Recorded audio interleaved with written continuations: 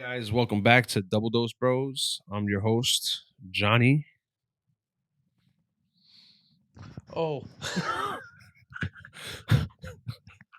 Woohoo! Fuck happened to this kid? Yeah, welcome back, Al. How you doing? How you been? Jesus. we're just climbing clouds. Fucking clearly. Fucking crickets. Put that in there. Oh, Man, how you been? doing good. I've been busy. How's everything? Same, bro. Busy. Busy as ever. Construction life, you know? Super busy. Yeah, man. Well, I've fucking taken on a new job and I am actually proceeding to take a new role, getting a project management position, which is going to have so many more fucking responsibilities that I'm not really mentally ready for. But work has been good. Kind of working independently, not so independently, but I'm in a good space at work. Got a couple good coworkers, and it's been pretty good. Just trying to balance life around this new job. What's going on with you at work? Sounds fun. Also been trying to work up on my tier in the industry. But for now, things have been getting busier. We've been staying there later on some nights, which is good for the business, not good for us. Yeah, I hear that. My bosses want the same thing from me. They're like, "Could you stay late? Could you stay late?" And I'm like, "I have a life. I'm tired. This is construction. You forget. I'm up here fucking slaving all day for you guys, breaking my back. You want me to stay longer? No." On top of the last minute coverages, since we got a lot of people either calling out or just no showing, they'll hit me up with like a last minute. I'm like 5 minutes before I'm leaving the office, and they're like, "Hey, so you busy this afternoon?" Yes, I am, because you called me way too late.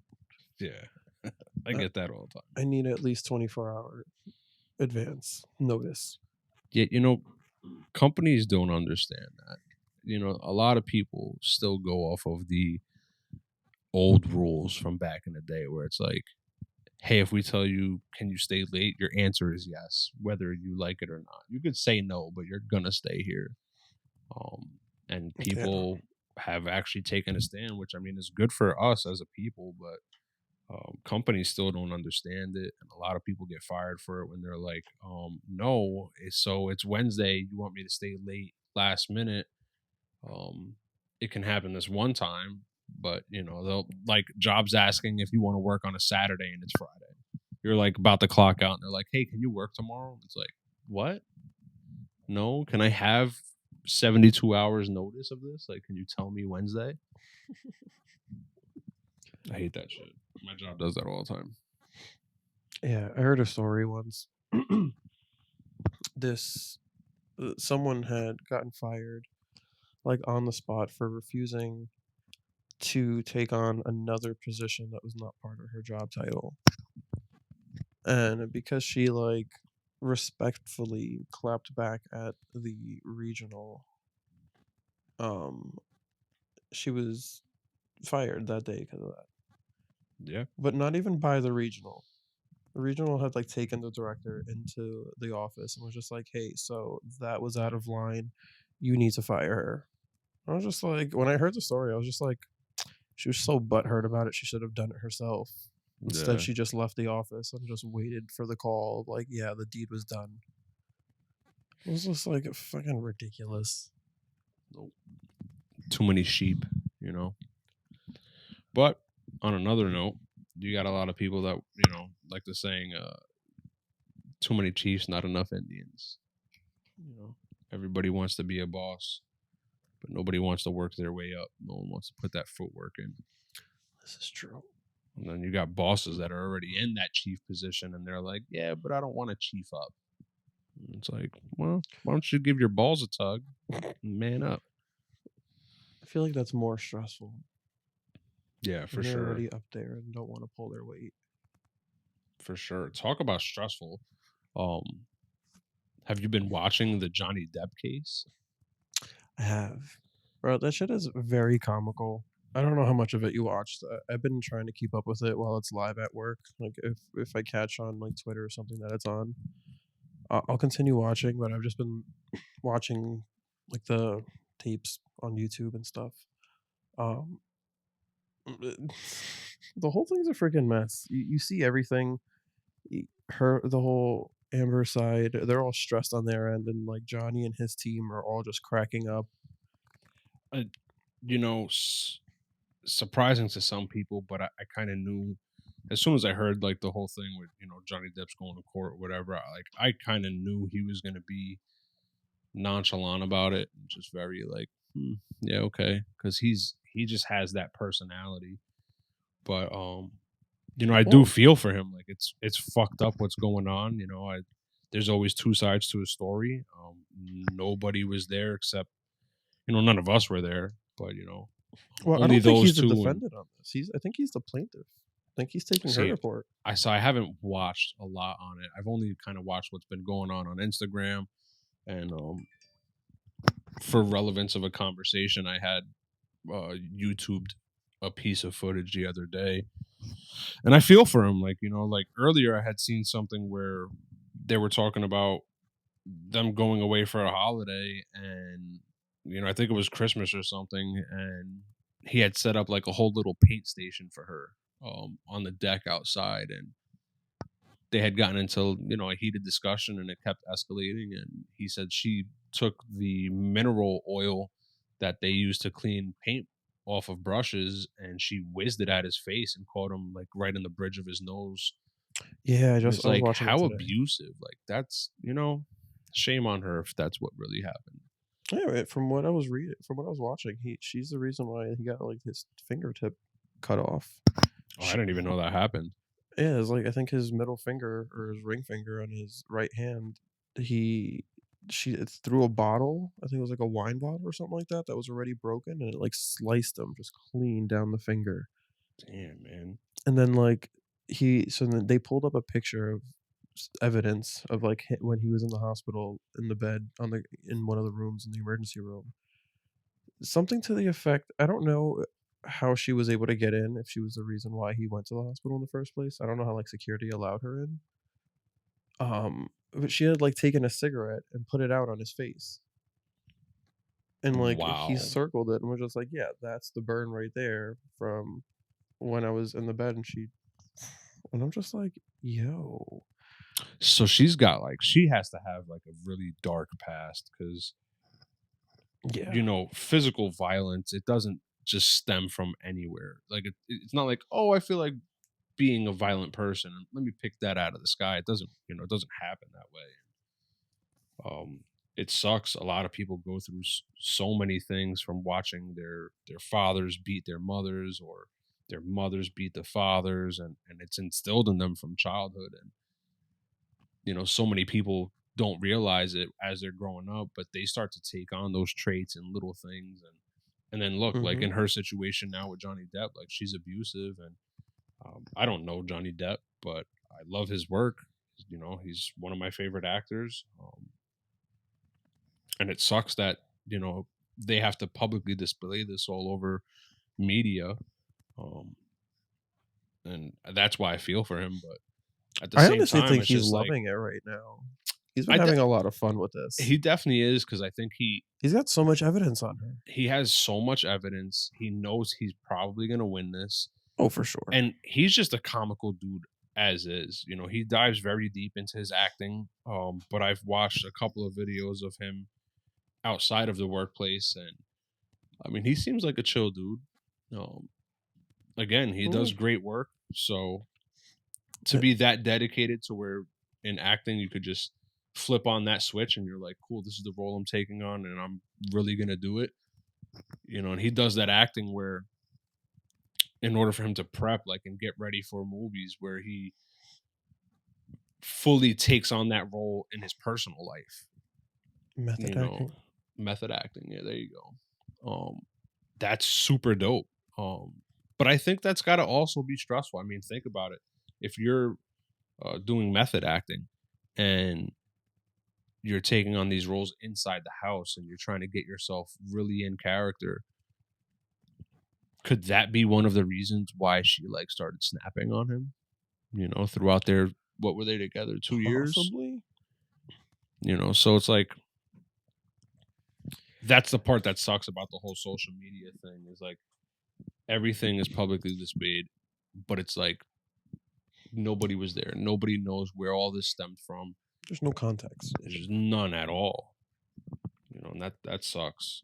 But can we get like a hashtag Me Too movement for Johnny Depp? Like, I know there's a lot of people that are in his shoes or have been in his shoes, and I mean, shit. I've had an abusive one in the past. I feel your pain, Johnny. Hashtag Me Too. He's been ripping. The media has been ripping her since all this started. You heard about the butt burrito that she left? No. So apparently they got into an argument while I think they were in Australia at the time. I don't know if it was Australia or maybe London or something like that. I'm confused of where they've been all this time, but they got into an argument wherever the hell they were. And he said, I don't know if it happened while he was already in the bed or it was after he had left, but I think he had said that he was going to go back home because she was at Coachella for the weekend. So she wasn't going to be there, so he can go there and get his stuff. And they said, oh, right now wouldn't be a good time. And he was just like, why? Like, this would be the greatest time because she's not there. And somebody from his team had sent him a picture of the bed with just a whole turd there. Just wrapped She up shit in a on sheet. his bed. She a whole butt burrito in the Maybe bed. she should be with Odell Beckham Jr. He's into that shit. Or she tried to blame it on the dogs. The little like fucking 7-pound dogs that he has. She was just like, oh yeah, it was the dogs. He was just like, yeah. He's like, I picked up these dog turds for a while now. He was just like, that was human feces. And like he was just cracking. He just started like giggling along with it because he's just like, it's so grotesque. That's out of this world. You know what it reminds me of? You ever seen that video where it's like a recording background on Instagram and it's like the girl's calling up one of her friends and she's like, please come get me. I clogged my boyfriend's toilet. And she took the shit out and put it in the fucking cat's litter box. But the cat was dead. And her boyfriend was like, did you shit in there? And she was like, no. And he was like, well, my cat's been dead for 2 weeks. And she's freaking out. Like, who does shit like that? Like, yo, if you clog the toilet, just, we're human. Like, everybody, I'm sure everybody's clogged the toilet. Like, I clog a toilet at least twice a week. Well, girls don't even like to fart in front of a guy. I remember watching a video on I think it was like TikTok. This girl was talking about how if she ever had to fart, she would run to the bathroom, fold up some toilet paper, and hold it to her butthole. Oh, so she was passing out pink eye like candy. Well, I mean, she would wash her hands after, but she would fart on the toilet paper and just say like she had to go and pee, so then she could, fart and silence it. I was just like, the extents that people go to try to hide, natural bodily functions. That's wild. But I mean, think about it. How many times, like, when you first start talking to somebody, that you hide that shit? I remember when I first started talking to my wife, I was hiding them. And, like, she was not. And I was just like, it's a good that's icebreaker. A fucking first. It's a good icebreaker to have. At least that, like, it is. When I was talking to that one chick, we were on, I think, our second date. We went to, I think it was Bryant Park out in New York. It was springtime, and I didn't fucking take allergy medication. Did you think I fucking prepared myself for that? No. Would you pull a sneeze fart? No, fucking worse. Oh, bro, no, what happened? I sneezed like 40 fucking times. And somewhere amongst in there, I go and sneeze, and so much mocos come out. Oh man! And it's just like it's he had this snotty McDougal popping. It covered like my lower half of the face. Oh no! And she saw it. And I'm sitting here, and I had a t-shirt on, and I had a button down over it. And I just took the one side of the button down. I just wiped all of it in there. Oh, did she kiss you afterwards? Yeah, Oh, shout out to that girl who's she was very cool. she had no fear of just like tonguing down some snotty lips. That's awesome. Fucking shout out to you. Bing bong. Yeah, no, I give her props for that. That was I was that when that happened. I was just like, "That's it. The date's over now." And she's gonna be like, "Oof, so I've gotta go." But no, we ended up. We still we spent time around the town. I think that was when I had gotten the tickets for the comedy show stuff that we still have yet to go to. Wow. How long have you been holding on to those tickets now? Since you gave them to me? What was it for your birthday? I think so. Shit.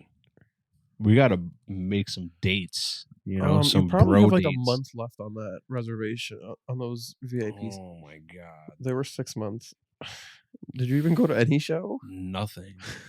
Last comedy show I went to was with you when we went to go see Chris Stefano. Shout out Chris Stefano. We seen him at the Pack Center in Jersey, and he put on one hell of a show, man. I fucking was rolling in my seat the whole time.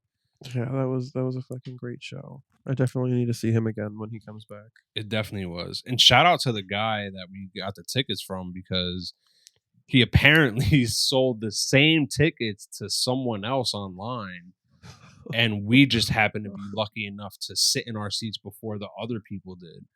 And they came in like, hey, so you guys are in our seats? And we're like, we're in our seats? And the guy's like, did you buy them off of this person online? And we're like, yeah. And he's just like, wow.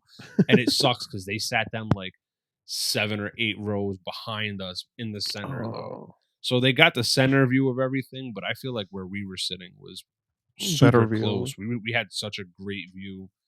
And it was overall a good experience. It was fun. I hadn't been to a comedy show in 10 years or something like that.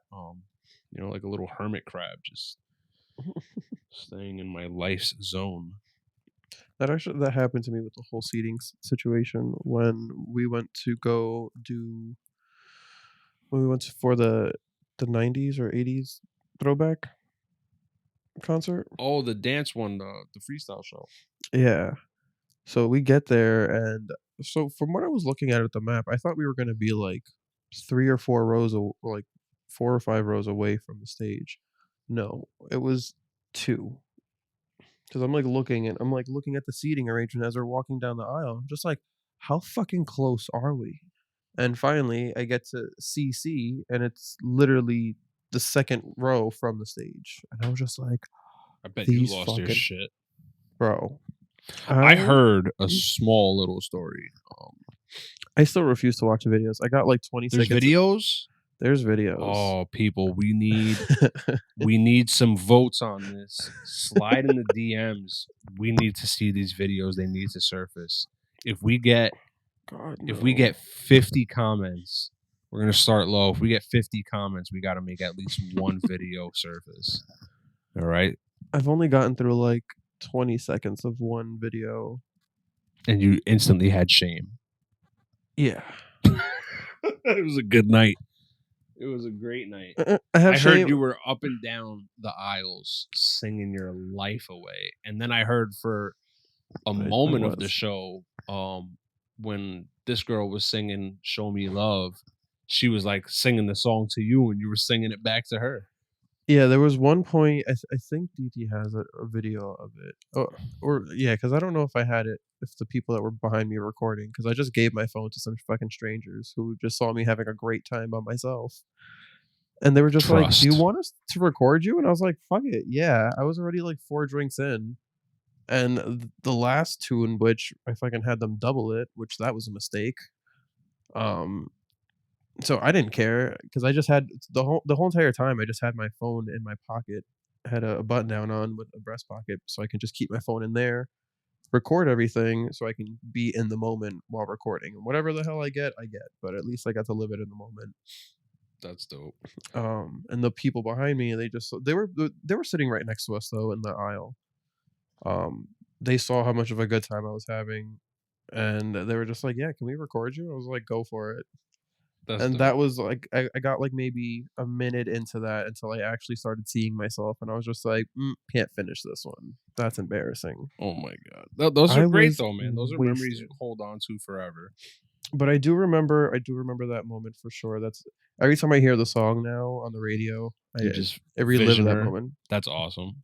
'Cause, like, she had came over to, like, the side of the stage where I was at, and I'm flailing my arms all over the place, I'm having a great fucking time singing it. I was screaming it, you could hear me singing it in the one part of the video, and I was like, "God, someone should have shut me up." But, yeah, she had, like, pointed over and started singing with me, and I was just like I think part of the video, I think we did catch that part. I, like, turned around and started flipping out. I was like, "She fucking pointed at me! She pointed at me!" That's dope. But That's no, super dope. that was by far the best concert I've ever had. I had the best time at that concert. I had a experience when I was young. I knew this girl who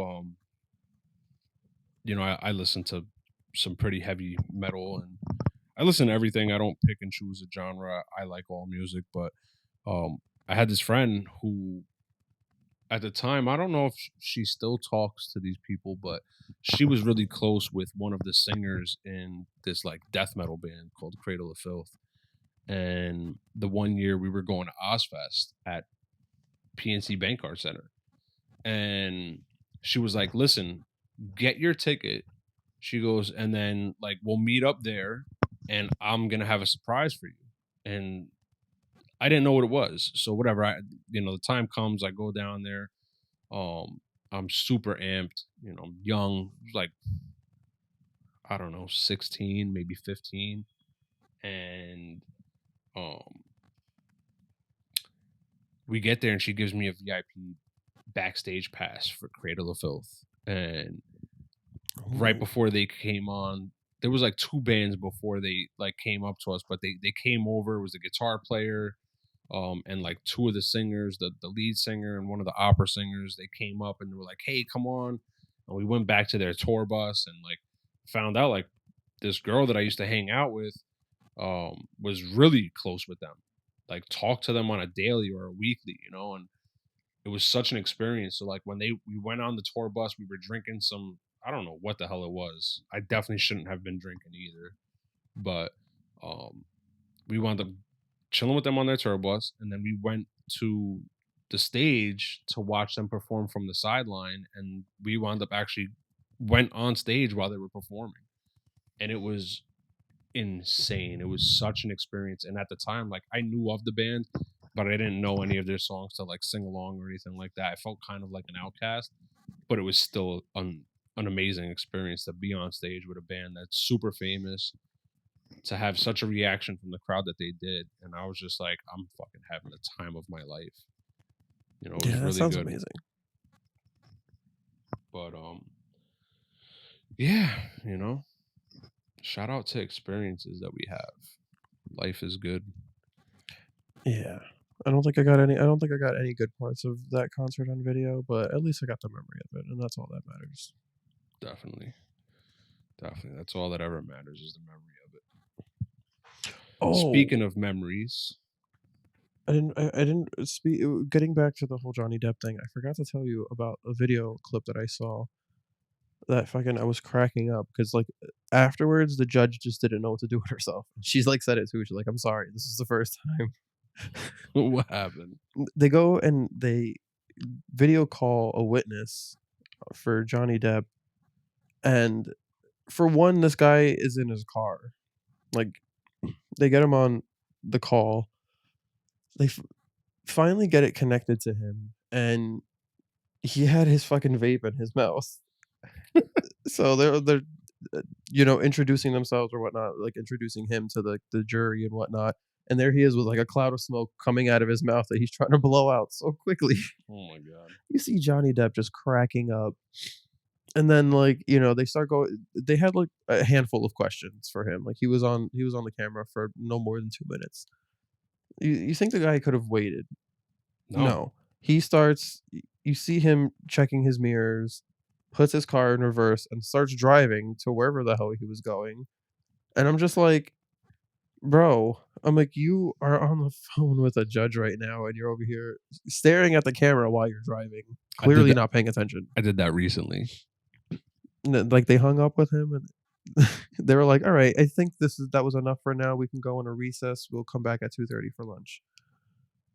And then she just sat there just stumped, like, she was just looking around like, "That happened?" And then you hear somebody in the background say some shit, and she was just like, "I'm sorry." She was just like, That's the first time."